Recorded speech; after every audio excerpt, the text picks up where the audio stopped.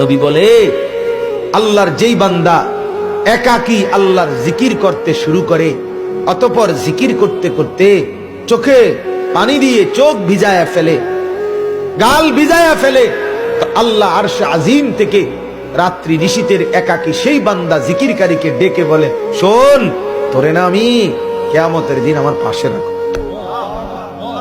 তুই আমার আরশে আমার লগে বইবি, মাথিস না, তুই কাঁদ, তোর চোখের পানি আমি কদর করলাম। যা, ইউযিল্লুহুমুল্লাহু ফি যিল্লি, আল্লাহ আরশের নিচে ছায়া দিবে আল্লাহর সেই বান্দাকে যে বান্দা একাকী আল্লাহর জিকির করে আর একাকী কাঁদে। ফাফাদাত আইনা, চোখ ভাষায় কেঁদে গেল। আল্লাহ আমাকেই তৌফিক দান, আমাকেই তৌফিক দান। কানু কলিলাম মিনাল লাইলি মা ইয়াহজাউন, রাত্রি যারা কম ঘুমাতো আমার বন্দিগিতে রাত কাটিয়ে দিত। আল্লাহর নবী সাল্লাল্লাহু আলাইহি ওয়াসাল্লামের স্ত্রী আম্মা জান আয়েশা রাদিয়াল্লাহু তাআলা আনহা, এশার নামাজের কিছুক্ষণ পরে নবী আসছে ঘরে।